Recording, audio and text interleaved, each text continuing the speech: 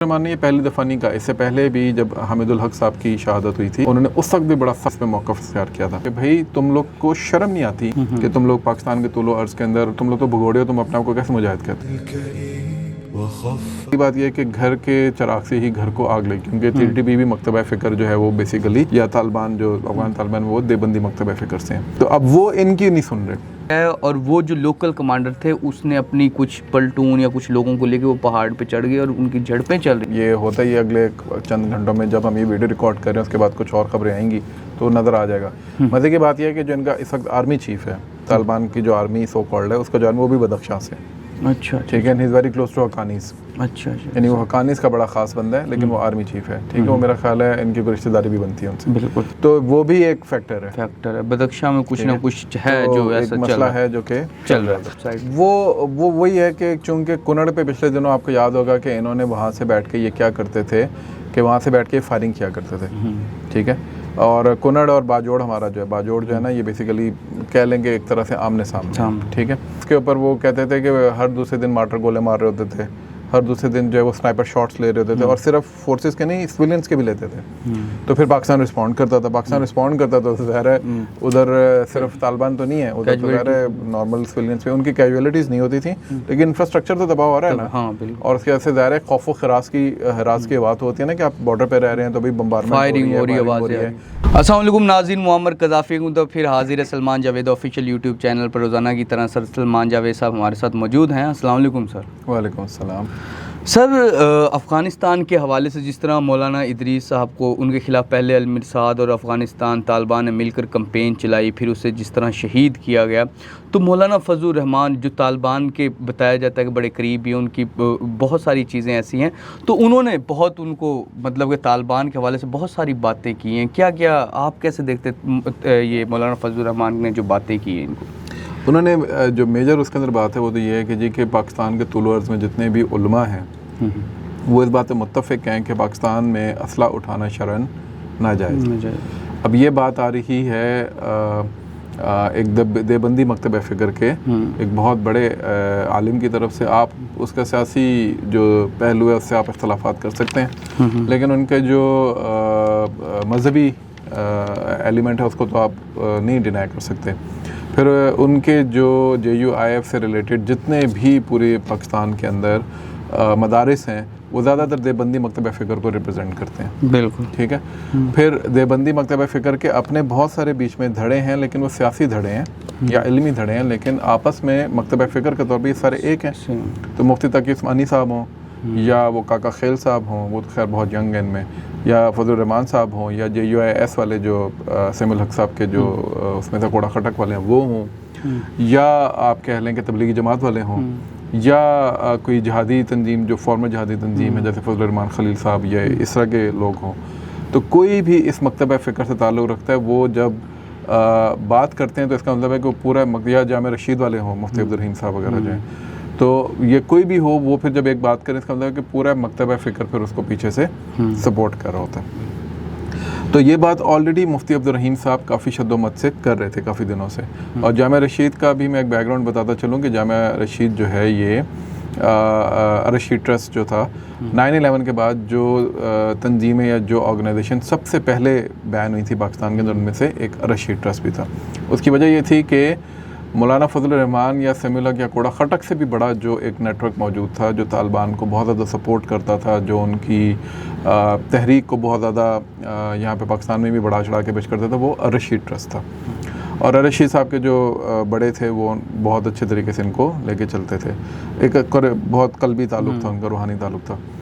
उसके बाद फिर मुफ्ती अब्दुल रहीम साहब भी उसी के इस वक्त मोहतमे में उसके कह लेंगे चांसलर हैं काइंड ऑफ। अच्छा, ये जो हजरात हैं उनकी तरफ से जब ये बात आना शुरू हुई तो बहुत सारे लोगों ने तालिबान की तरफ से उनके ऊपर भी एक महाज बांधा था। अच्छा, उसके बाद फिर मुफ्ती तकी उस्मानी साहब का ऑलरेडी उससे पहले बयानात मौजूद थे। नूर वली महसूद ने बेसिकली मुफ्ती तकी उस्मानी जब गए थे अफ़गानिस्तान डेलीगेशन लेके, तो उस वक़्त उलमा से इन्होंने बस इधर उधर की बातें करके तो उनको वापस भेज दिया था। बाद में मुफ्ती नूर वली महसूद ने एक मुफ्ती तो खैर उसको नहीं कहना चाहिए, नूर अली महसूद ने पूरा एक ख़त लिखा जी के मुफ्ती तकी उस्मानी के नाम के, जी के हम इन शरई बुनियादों के ऊपर जहाद करें, बेकार की बातें जो उसके अंदर होती हैं वो लिखी हुई थी और कोई उसके अंदर सब्सटेंस नहीं था। यानी इवन मुझ जैसा लेमैन जो है वो भी देख सकता था कि इसने बस सेंटिमेंट से खेलने की कोशिश की है। उस पर मुफ्ती तकी उस्मानी साहब ने एक बड़ा ज़बरदस्त वीडियो बयान रिकॉर्ड कराया और उसको उन्होंने पब्लिश भी किया और वो बड़ा अच्छा, यानी कोई तकरीबन 6-7 मिनट का बयान है, बल्कि शायद ज़्यादा का है। तो इतने बड़े आलिम की तरफ से, यानी जो एक तरह से देवबंदी मकतब फ़िक्र के अकाबरीन में से हैं, सिर्फ पाकिस्तान में नहीं पूरी दुनिया में, बरसगीर पाको हिंद में नहीं पूरी दुनिया में देवबंदी जो मदारिस का नेटवर्क है या मकतब फ़िक्र का जो नेटवर्क है, उसमें जो इस वक्त बड़े अगर पहले 5 नाम लिखे जाए उनमें से एक मुफ्ती तकी उस्मानी का। तो मुफ्ती तकी उस्मानी साहब ने उस पर बात की, फिर उसके बाद मुफ्ती अब्दुर्रहीम साहब शुरू हो गए और उसके बाद फिर अभी ये मौलाना फजल रहमान ने ये पहली दफ़ा नहीं कहा, इससे पहले भी जब हामिदुल हक साहब की शहादत हुई थी उन्होंने उस वक्त भी बड़ा सख्त इस पर मौक़िफ़ इख्तियार किया था।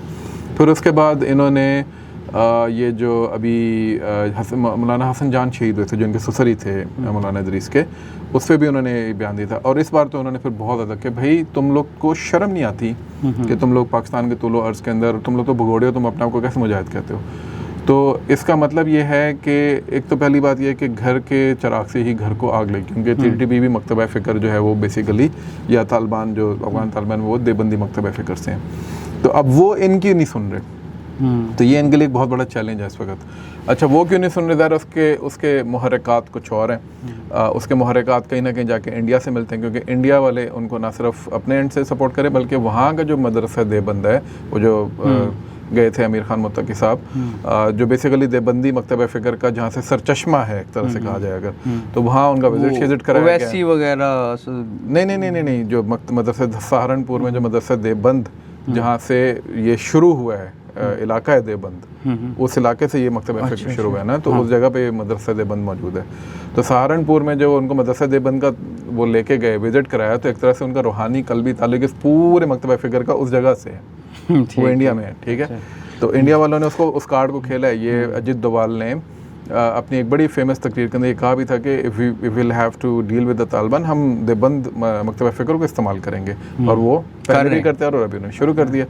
तो वो अब इनकी भी नहीं सुन रहे। जो मदरसा देवबंद से निकले हुए बड़े बड़े उलमा हैं, जो बरसगीर पाको हिंद के बड़े उलमा हैं और स्पेशली पाकिस्तान के, और फिर पूरे दुनिया में जो मदरसा देवबंद को वो देखते हैं, उनकी भी नहीं सुन रहे। तो ये मकतब फ़िक्र का मसला नहीं है।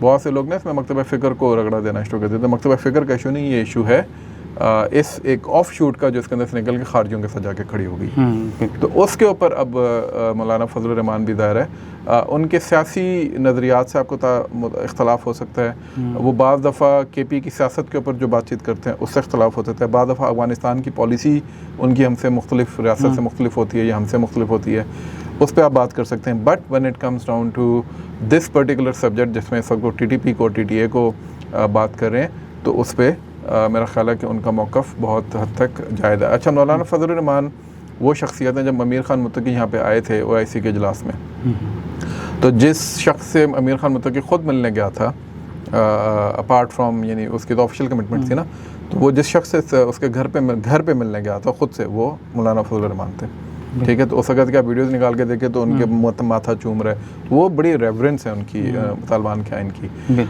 उसके बाद फिर जब मौलाना फजल रहमान ख़ुद गए थे तो उनको प्रेसिडेंशियल प्रोटोकॉल मिला था काबुल के अंदर, यानी जो प्रेसिडेंट्स को प्रोटोकॉल दिया जाता है वो वाला प्रोटोकॉल फजल रहमान साहब को दिया गया था।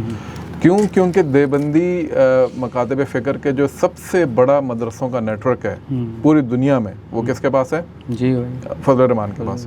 फजल रहमान साहब के नीचे ही ये मौलाना इदरीस, हालांकि फजल रहमान से इल्म में ज़्यादा बड़ी शख्सियत थे। ठीक है, इल्मी एतबार से मौलाना इदरीस जो थे या मौलाना हसन जान जो थे या हामिदुल हक साहब थे, ये मौलाना फजल रहमान से या मुफ्ती तकी उस्मानी, ये उनसे बड़ी शख्सियत है। लेकिन एडमिनिस्ट्रेटिव पॉइंट ऑफ व्यू से और पॉलिटिकल पॉइंट ऑफ व्यू से जो इन सब का कह लें कि अमीर है, वो कौन है? मौलाना वो फजल रहमान साहब हैं। इन्हीं के मदारिस में ये तालिबान पढ़ाएँ भी लेते रहे हैं, पढ़ते भी रहे हैं, यहीं से इनके बच्चे भी पढ़ते रहे हैं। सो मच इन्हीं पे अब सबसे ज़्यादा अटैक्स भी, सो मच सो कि अकोड़ा खटक से आपके जो ये मुल्ला याकूब साहब हैं, ये पास आउट हैं। अच्छा, ठीक है, जो इस वक्त मिनिस्टर ऑफ डिफेंस हैं अफगानिस्तान के।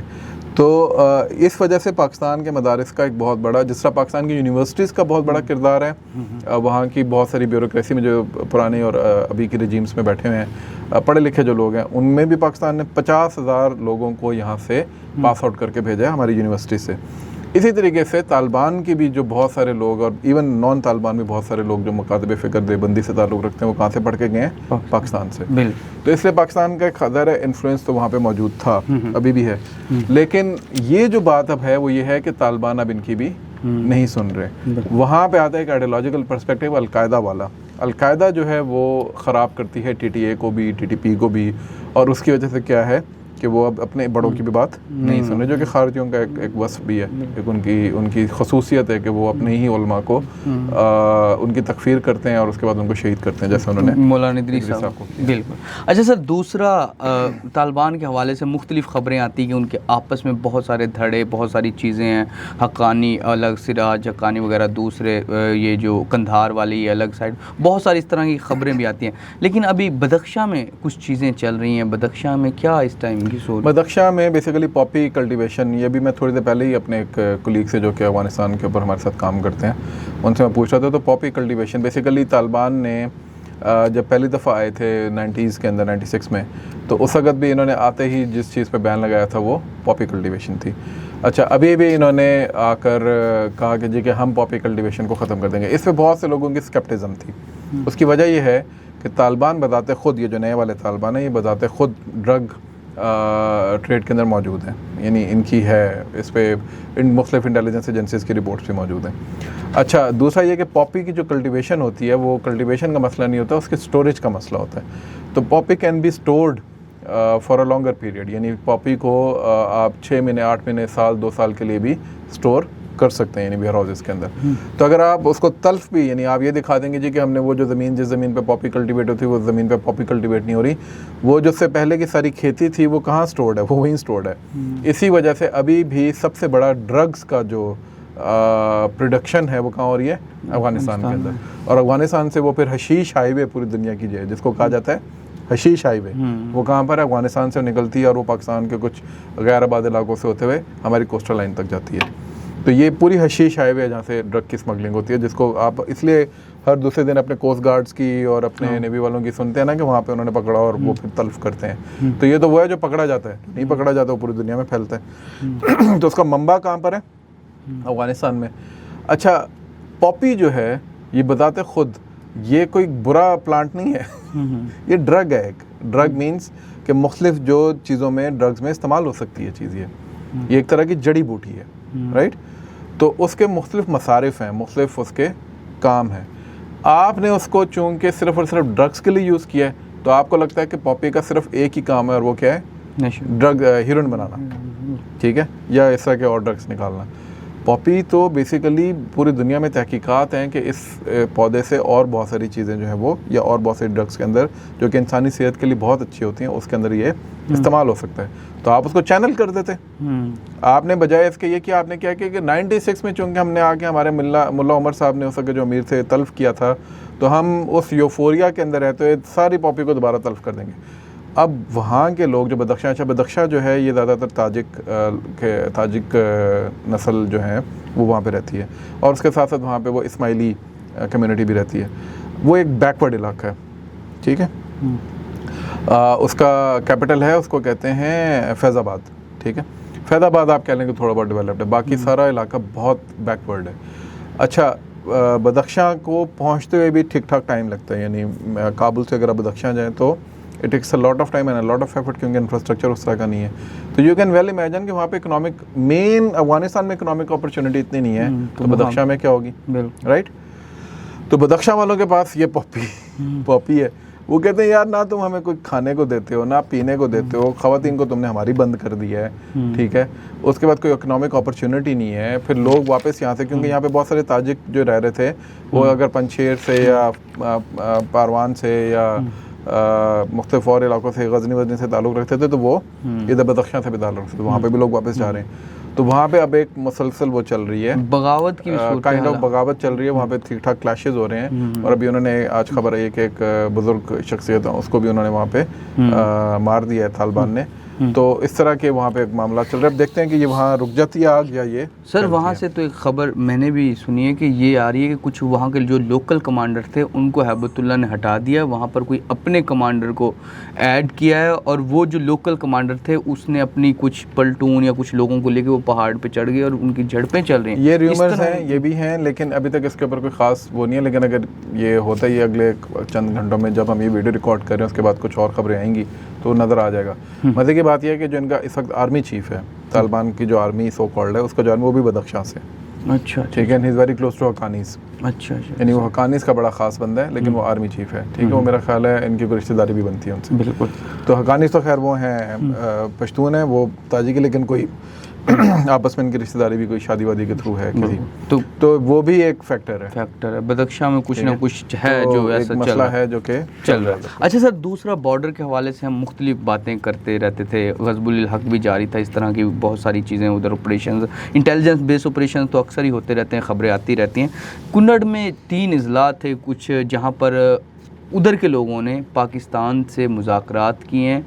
3 अजला के लोगों ने, उनका कहना है कि हम यहाँ तालिबान को नहीं आने देंगे और पाकिस्तान यहाँ पर मतलब कि हमारा ख्याल करे, और वहाँ से तालिबान की चौकियों और चीज़ों को पीछे कर दिया। इस तरह की इन खबरों में कितनी सच्चाई है, क्योंकि एक इस तरह का मुआहिदा पहले भी हो चुका है जो चित्राल वाली हाँ साइड चित्राल वाली साइड। वो वही है कि चूंकि कुन्नड़ पे पिछले दिनों आपको याद होगा कि इन्होंने वहाँ से बैठ के ये क्या करते थे कि वहाँ से बैठ के फायरिंग किया करते थे, ठीक है। और कुन्नड़ और बाजोड़ हमारा जो है, बाजोड़ जो है ना, ये बेसिकली कह लेंगे एक तरह से आमने सामने, ठीक है। तो बाजोड़ के ऊपर सिविलियंस की, ये हमारा जो अपना लड़का है वो भी उधर से ही है, तो उसके ऊपर वो कहते थे कि हर दूसरे दिन मार्टर गोले मार रहे होते थे, हर दूसरे दिन जो है वो स्नाइपर शॉट्स ले रहे होते थे, और सिर्फ फोर्सेस के नहीं, सिविलियंस के भी लेते थे। तो फिर पाकिस्तान रिस्पॉन्ड करता था, तो ज़ाहिर है उधर सिर्फ तालिबान तो नहीं है, उधर तो ज़ाहिर है नॉर्मल सिविलियंस पे उनकी कैजुअलिटीज़ नहीं होती थी, लेकिन इंफ्रास्ट्रक्चर तो तबाह हो रहा है ना। हाँ बिल्कुल। और उसके वजह से ज़ाहिर है खौफ व हरास की बात होती है ना, कि आप बॉर्डर पे रह रहे हैं तो भाई बम्बारमेंट हो रही है, तो रोज़मर्रा के मामलात आपके डिस्टर्ब होते हैं, आपकी इकॉनमी डिस्टर्ब होती है, आपकी मार्केट्स बंद रहती हैं। तो उस वजह से वो मेरा ख्याल है कि वहाँ पे कुन्नड़ के अंदर कोई इस तरह की कोई बात या तहरीक चली है कि भाई आप यहाँ से लड़ाई ख़त्म करें और पीछे जाएं और हम पाकिस्तान के साथ खुद डील कर लेंगे। कुछ वीडियोस भी तो वायरल हैं जिसमें लोग भगा रहे हैं, तालिबान आगे आगे से। वो खैर वो कोई कंफर्म वीडियोस नहीं है, तो वो अगर कोई कंफर्मेशन आएगी तो खुद ही पूरी दुनिया में हो जाएगी। लेकिन ये है कि वहाँ पे बहरहाल एक बॉर्डर के ऊपर रिजेंटमेंट मौजूद है। देखिए चीज़ें पाइलअप होती है ना, आपकी गवर्नेंस भी नहीं है, अगेन मैंने वही बात, गवर्नेंस आपकी अच्छी नहीं है, करप्शन आपके यहाँ है, आपके कमांडर्स अपने आप को खुदा समझते हैं, औरतों को आपने अंदर बंद कर दिया है, तो और फिर इकोनॉमिक अपॉर्चुनिटीज़ नहीं, और फिर मुसलसल जंग है, ठीक है। तो क्या होगा उसका नुकसान? हम जैसा मुल्क जो है उसके बाशिंदे या वहाँ के जो बासी हैं बाजोड़ के या इस इलाकों के, वो क्या करते हैं जब जंग चलती है, तो वो माइग्रेट करते हैं फ्रॉम देयर टू मेनलैंड, वो पेशावर आ जाएंगे, बन्नू आ जाएंगे, इस्लामाबाद आ जाएंगे। तो वहाँ क्या, वहाँ नहीं ये हो रहा होगा? तो वहाँ पे भी तो लोगों को ये ट्रॉमा आ रहा होगा ना कि यार हमारी मतलब हमारी तरफ तो फिर भी कम नुकसान है, उनकी तरफ ज़्यादा नुकसान है, क्योंकि वहाँ पे तो इकोनॉमिक अपॉर्चुनिटी भी बहुत कम है। तो ज़ाहिर है लोगों का एक ट्रॉमा, वो अपनी प्रॉपर्टीज़ को छोड़ना आसान काम नहीं है ना, तो वो फिर प्रेशर डाल देंगे भाई ये तुम लोगों ने क्या हरकत की, तो प्रॉब्ली इस तरह की कोई हरकत जो है वहाँ पे इस वजह से हुई होगी। बिल्कुल जी। तो नाज़रीन, इस टाइम जो पाकिस्तान अफ़गानिस्तान के हवाले से सूरत हाल है उस पर बातचीत की। मौलाना फजलुर रहमान ने जो बातें की बड़ी इंपॉर्टेंट हैं, और तालिबान को समझना भी चाहिए इन चीज़ों को, उलमा को और अपने उस्तादों को शहीद कर कर वो कुछ अच्छा अंजाम नहीं पा सकते। फ़िलहाल फिर नाज़िर मुअम्मर कज़ाफ़ी को और Salman Javed official YouTube channel से इजाज़त दीजिए। खुदा हाफ़िज़।